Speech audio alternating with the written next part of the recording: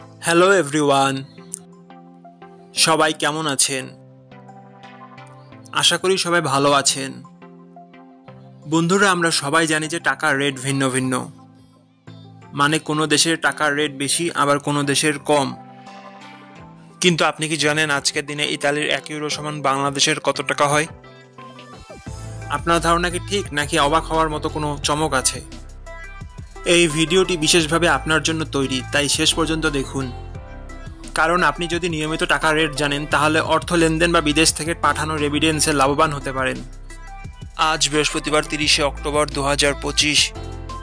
আজ ইতালির 1 টাকা সমান বাংলাদেশের 142 টাকা 29 পয়সা, আর অপরদিকে বাংলাদেশের 1 টাকা সমান ইতালির 0 টাকা 0070 পয়সা।